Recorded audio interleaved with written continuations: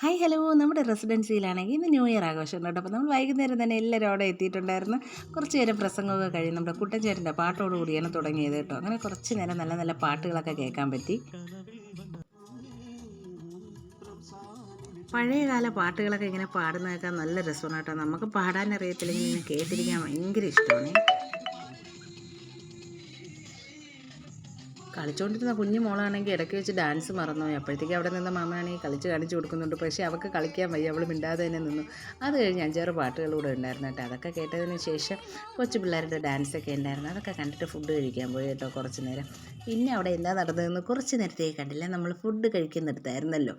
അങ്ങനെ ഫുഡ് കഴിക്കാനായിട്ട് ചെന്നപ്പോഴത്തേക്ക് അവിടെ ചപ്പാത്തി, പൊറോട്ട, ഇടിയപ്പം, അപ്പം എല്ലാം ഉണ്ടായിരുന്നു. ചമ്മന്തി, ഗ്രീൻ പീസ് കറി, ഉള്ളിച്ചമ്മന്തി, അങ്ങനെ കുറച്ച് ഐറ്റം കറികളുണ്ടായിരുന്നു. ഞാനാണെങ്കിൽ അപ്പോൾ ഇടിയപ്പം മാത്രമേ എടുത്തിട്ടുള്ളൂ കേട്ടോ. ഈ പിള്ളേരൊക്കെ ഇതാകെ അമ്മനാണെങ്കിൽ ആകെ ബഹളമാണ് കേട്ടോ. അവന് ഫോൺ കൊടുത്തില്ല എന്ന് പറഞ്ഞുകൊണ്ട് ഇടി തൊഴി ചവിട്ടി എല്ലാം എനിക്ക് തരുന്നുണ്ട്, ഞാൻ വാങ്ങുന്നുണ്ട്. അപ്പോൾ നമ്മൾ ഡാൻസ് കളിച്ച മീനൂട്ടി അവിടെ ഇരുന്ന് കഴിക്കുന്നുണ്ട്. അത് കഴിഞ്ഞ് പിന്നെ നമ്മൾ വന്നിരുന്നു. അപ്പോൾ അടുത്ത് ഡാൻസായി. പിള്ളേരുടെയൊക്കെ ഡാൻസ് എന്ന് പറഞ്ഞാൽ ഒരു എനർജി പാക്ക് തന്നെയായിരുന്നു കേട്ടോ. അടിപൊളിയായിരുന്നു. നമ്മളിങ്ങനെ മതിമറന്നിരിക്കും. എനിക്ക് ഒന്നാമത് ഡാൻസ് ഭയങ്കര ഇഷ്ടമാണ്, കുട്ടികൾ കളിക്കുന്ന കാണാൻ, പാട്ട് പാടുന്നതൊക്കെ. അപ്പോൾ അവർ കളിയൊക്കെ കഴിയപ്പോൾ നല്ല രസമുണ്ടായിരുന്നു കേട്ടോ. ഓരോരുത്തരായിട്ട് കളിച്ച് കഴിഞ്ഞു. ഇടയ്ക്ക് ഗെയിം ഉണ്ടായിരുന്നു, നറുക്കെടുപ്പും സമ്മാനം ഉണ്ടായിരുന്നു. അപ്പം നാക്കുളിക്കുകയും പിന്നെ കടങ്കഥകളും ഒക്കെ ഉണ്ടായിരുന്നു കേട്ടോ.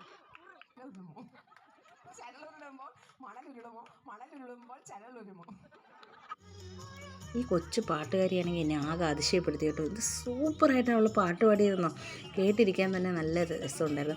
പിന്നെ ദിലീപ് എന്ന് പറയുന്ന ഒരാളുണ്ടായിരുന്നു കേട്ടോ. അദ്ദേഹത്തിൻ്റെ പാട്ടാണെങ്കിൽ അടിപൊളിയായിരുന്നു.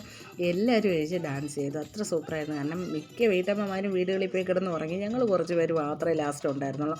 പിന്നെ നമ്മുടെ ഗോപ സാർ ഇത്രയും നന്നായിട്ട് ഡാൻസ് കളിക്കുന്ന ടൂറൊക്കെ പോകുമ്പോഴാണ് കണ്ടിട്ടുള്ളത്. ഇപ്പോൾ അതാ ഇതിൻ്റെ കൂടെ കിടന്ന് നല്ല ഭംഗിയായിട്ട് കളിക്കുന്നുണ്ട് കേട്ടോ. എല്ലാവരും കൂടെ നല്ല അടിപൊളിയായിട്ട് ഈ വർഷത്തെ എന്തായിരുന്നാലും സൂപ്പറായിട്ട് എൻജോയ് ചെയ്തിട്ടുണ്ട്.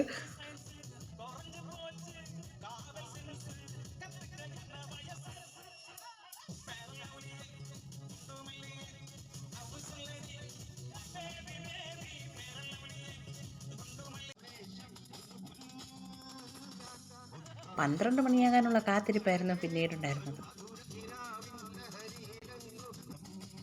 പിന്നെ അവർ ഡി ജെ കയറ്റിയാൽ എല്ലാവരും കൂടെ കളിക്കാനൊക്കെ പറഞ്ഞു കേട്ടോ. അപ്പോൾ നമ്മൾ മാറി ഇരുന്ന് കേട്ടോ. കുറേ പേര് ബാക്കിയുള്ളവരൊക്കെ സ്റ്റേജിലോട്ടും അല്ലാതെയൊക്കെ കയറി കളിക്കാൻ തുടങ്ങിയിട്ടുണ്ട്. നമ്മുടെ പിള്ളേരെയൊക്കെ എടുത്ത് സ്റ്റേജിലോട്ട് കയറ്റിയിട്ടുണ്ട്.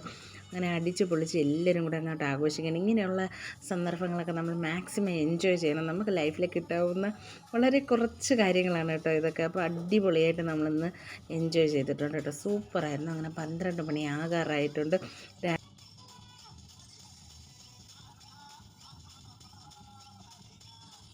അങ്ങനെ നമ്മൾ കാത്തിരുന്ന സമയം എത്തിക്കഴിഞ്ഞു. 12 മണി. ഹാപ്പി ന്യൂ ഇയർ എല്ലാവർക്കും, നമ്മുടെ ഹാപ്പി ന്യൂ ഇയർ കേട്ടോ.